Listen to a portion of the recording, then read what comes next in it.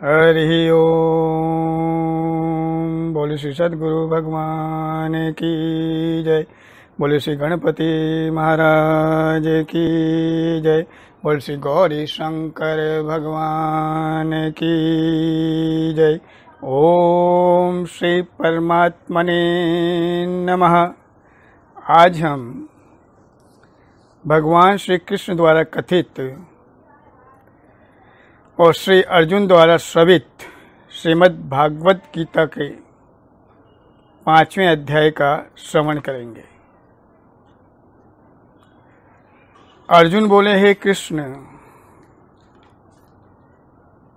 आप कर्मों के संन्यास की और फिर कर्म योग की प्रशंसा करते हैं, इसलिए इन दोनों में से जो एक मेरे लिए भली भांति निश्चित कल्याणकारक साधन हो उसको कहिए।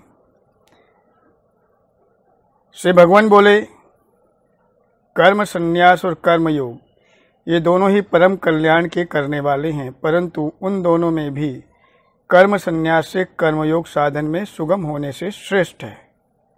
हे अर्जुन, जो पुरुष ना किसी से द्वेष करता है और ना किसी की आकांक्षा करता है, वे कर्मयोगी सदा सन्यासी ही समझने योग्य है, क्योंकि राग द्वेष आदि द्वंद्वों से रहित पुरुष सुखपूर्वक संसार बंधन से मुक्त हो जाता है। उपयुक्त संन्यास और कर्मयोग को मूर्ख लोग पृथक पृथक फल देने वाले कहते हैं, ना कि पंडित जन, क्योंकि दोनों में से एक में भी सम्यक प्रकार से स्थित पुरुष दोनों के फल रूप परमात्मा को प्राप्त होता है। ज्ञान योगियों द्वारा जो परम धाम प्राप्त किया जाता है, कर्म योगियों द्वारा भी वही प्राप्त किया जाता है। इसलिए जो पुरुष ज्ञान और कर्मयोग को फल रूप में एक देखता है, वही यथार्थ देखता है। परंतु हे अर्जुन, कर्मयोग के बिना संन्यास अर्थात मन, इंद्रिय और शरीर द्वारा होने वाले संपूर्ण कर्मों में कर्तापन का त्याग प्राप्त होना कठिन है, और भगवत स्वरूप को मनन करने वाला कर्मयोगी परब्रह्म परमात्मा को शीघ्र ही प्राप्त हो जाता है। जिसका मन अपने वश में है, जो जितेंद्रिय एवं विशुद्ध अंतःकरण वाला है, और संपूर्ण प्राणियों का आत्मरूप परमात्मा ही जिसका आत्मा है, ऐसा कर्मयोगी कर्म करता हुआ भी लिप्त नहीं होता।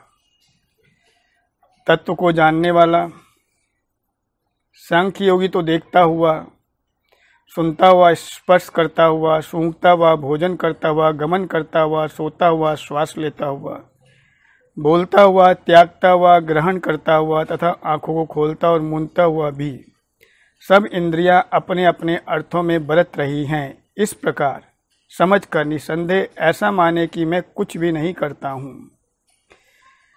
जो पुरुष सब कर्मों को परमात्मा में अर्पण करके और आसक्ति को त्याग कर कर्म करता है, वह पुरुष जल से कमल के पत्ते की भांति पाप से लिप्त नहीं होता। कर्मयोगी ममत्व बुद्धि रहित केवल इंद्रिय, मन, बुद्धि और शरीर द्वारा भी आसक्ति को त्याग कर अंतःकरण की शुद्धि के लिए कर्म करते हैं। कर्मयोगी कर्मों के फल का त्याग करके भगवत प्राप्ति रूप शांति को प्राप्त होता है, और सकाम पुरुष कामना की प्रेरणा से फल में आसक्त होकर बंधता है।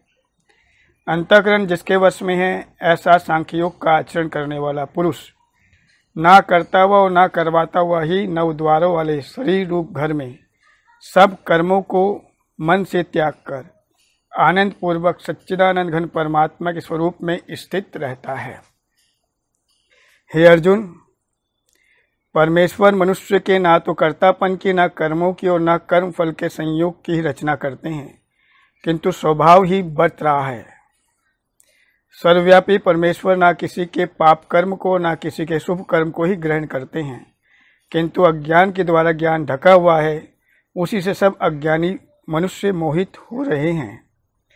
परंतु जिनका वे अज्ञान परमात्मा के तत्व ज्ञान द्वारा नष्ट कर दिया गया है, उनका यह ज्ञान सूर्य के सदृश उस सच्चिदानंद घन परमात्मा को प्रकाशित कर देता है। जिनका मन तद्रुप हो रहा है, जिनकी बुद्धि तद्रुप हो रही है, और सच्चिदानंद घन परमात्मा में ही जिनके निरंतर एक ही भाव से स्थिति है, ऐसे तत्परायण पुरुष ज्ञान के द्वारा पाप रहित होकर अपुनरावृत्ति को अर्थात परम गति को प्राप्त होते हैं। हे ज्ञानीजन, विद्या और विनय युक्त ब्राह्मणों में तथा गऊ, हाथी, कुत्ते, चांडाल में भी समदर्शी ही होते हैं। जिनका मन समभाव में स्थित है उनके द्वारा इस जीवित अवस्था में ही संपूर्ण संसार जीत लिया गया है, क्योंकि सच्चिदानंद घन परमात्मा निर्दोष और सम है। इससे वे सच्चिदानंद घन परमात्मा में ही स्थित हैं। जो पुरुष प्रिय को प्राप्त होकर हर्षित नहीं हो और अप्रिय को प्राप्त होकर उद्विग्न न हो, वह स्थिर बुद्धि संशय रहित ब्रह्मवेता पुरुष सच्चिदानंद घन परब्रह्म परमात्मा में एक ही भाव से स्थित है। हे अर्जुन, बाहर के विषयों में आसक्ति रहित अंतःकरण वाला साधक आत्मा में स्थित जो ध्यान जनित सात्विक आनंद है उसको प्राप्त होता है। तदंतर वह सच्चिदानंद घन परब्रह्म परमात्मा के ध्यान रूप योग में अभिन्न भाव से स्थित पुरुष अक्षय आनंद का अनुभव करता है। जो ये इंद्रिय तथा विषयों के संयोग से उत्पन्न होने वाले सब भोग हैं, यद्यपि विषयी पुरुषों को सुखरूप भासते हैं तो भी दुख के ही हेतु हैं और आदि अंत वाले अर्थात अनित्य हैं। इसलिए हे अर्जुन, बुद्धिमान विवेकी पुरुष उनमें नहीं रमता। जो साधक इस मनुष्य शरीर में शरीर का नाश होने से पहले पहले ही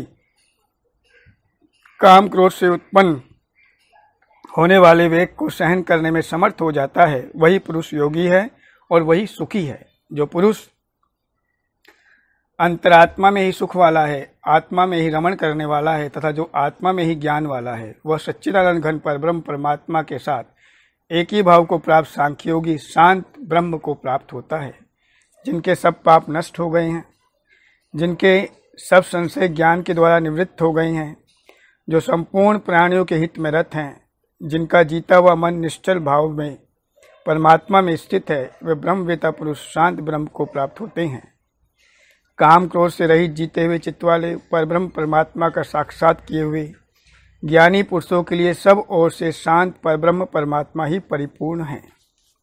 हे अर्जुन, बाहर के विषय भोगों का ना चिंतन करता हुआ बाहर ही निकालकर उन नेत्रों की दृष्टि को भ्रिकुटी के बीच में स्थित करके तथा नासिका में विचरने वाले प्राण और अपान वायु को सम करके जिसकी इंद्रियां, मन और बुद्धि जीती हुई है, ऐसा जो मोक्ष परायण मुनि इच्छा, भय और क्रोध से रहित है, वह सदा मुक्त ही है।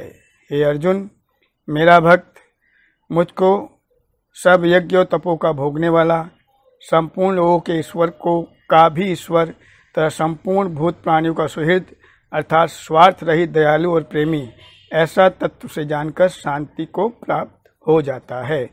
इस प्रकार श्रीमद् भगवद गीता का 5वां अध्याय संपूर्ण हुआ। बोलिए योगेश्वर भगवान श्री कृष्ण की जय। श्री हरे नमः, श्री हरे नमः, श्री हरे नमः। बहुत बहुत आभार।